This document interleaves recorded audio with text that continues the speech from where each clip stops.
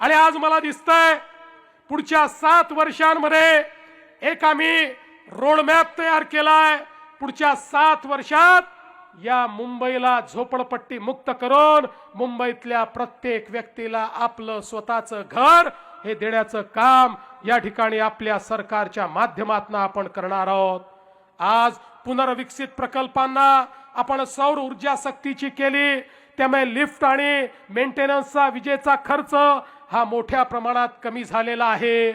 मुंबईकरांचा घरांचा प्रश्न आपण सोडवतो आहोत आणि त्यासोबत या मुंबईला डिकंजेस्ट करण्याचा प्रयत्न आपण करतो।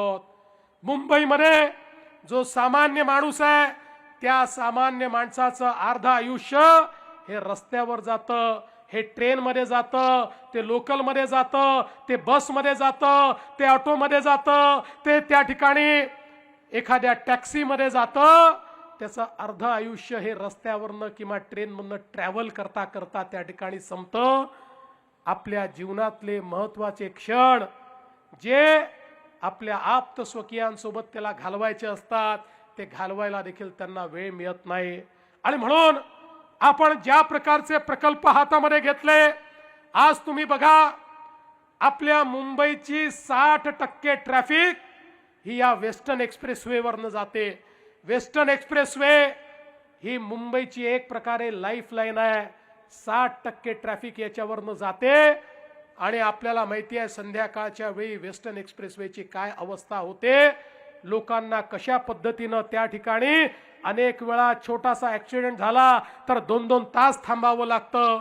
आणि म्हणून हा वेस्टर्न एक्सप्रेसवे डिकंजेस्ट करण्याकरता आपण कोस्टल रोडचं काम तर केलं, आता बांद्र्यापासून वर्सोव्याचं काम चाललेलं आहे। वर्सोव्यापर्यंत जाताना 4 ठिकाणी तो आपण जोडणार आहोत। वर्सोव्यापासून आता दहिसर पर्यंतचं काम कोस्टल रोडचं सुरू केलेलं आहे। दहिसर पासून भाईंदरचं कोस्टल रोडचं काम चालू केलेलं आहे। म्हणजे काय, आता वेस्टर्न एक्सप्रेसवेला पूर्ण पॅरलल अशा प्रकारचा कोस्टल रोड हा भाईंदर पर्यंत आम्ही नेतो आहोत। म्हणजे वेस्टर्न एक्सप्रेसवेवर कुठलाही ट्रॅफिक त्या ठिकाणी थांबणार नाही अशा प्रकारची व्यवस्था केली आहे। आणि हे कुठलेही कामं कागदावर नाहीत, प्रत्यक्षात कामं सुरू झालेले आहेत। त्या ठिकाणी मोठ्या प्रमाणात सगळ्या परमिशन घेऊन आता कामाची सुरुवात केली आहे आणि आमचा प्रयत्न आहे 2028 सालापर्यंत वेस्टर्न एक्सप्रेसवेला संपूर्ण पॅरलल असा कोस्टल रोड हा भाईंदर पर्यंत आम्ही त्या ठिकाणी नेऊन दाखवू आणि त्याच्या पुढेही नेणार आहोत। आम्ही भाईंदर पासून विरार पर्यंत नेणार आहोत। आणि एवढंच नाही तर या वेस्टर्न एक्सप्रेसवेला एक पॅरलल असा आपण डीपी रोड गोरेगाव आणि मागाटनेच्या मध्ये तयार करतो। पुढच्या 2 वर्षामध्ये त्याचंही काम आपण पूर्ण करून दाखवू। मी माझ्या वॉर रूम मध्ये घेतलेले सगळे प्रोजेक्ट्स आहेत रेकॉर्ड स्पीड मध्ये, कारण मुंबईतल्या या प्रोजेक्ट्स करता सर्वोच्च न्यायालयातनं परवानगी घ्यावी लागते। सर्वोच्च न्यायालयातने काही प्रतिबंध टाकलेले आहेत। मला सांगताना आनंद वाटतो या प्रत्येक प्रोजेक्टची या ठिकाणी गेल्या 6 महिन्यामध्ये आम्ही पाठपुरावा करून सर्वोच्च न्यायालयाची परवानगी मिळवलेली आहे। आता इथे कुठेही थांबण्याचं कारण नाही आहे। आपल्याला माहिती आहे बोरीवली ठाणे बोगदा आपण तयार करतो।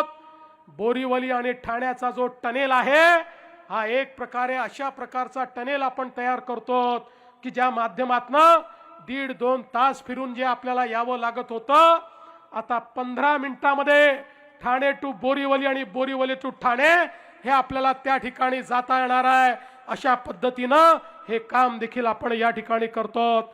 जोगेश्वरी टर्मिनसचं काम असेल किंवा या ठिकाणी बोरीवली, कांदिवली आणि मालाड अमृत भारत स्थानकांच्या अंतर्गत त्याही ठिकाणी काम चाललेलं आहे।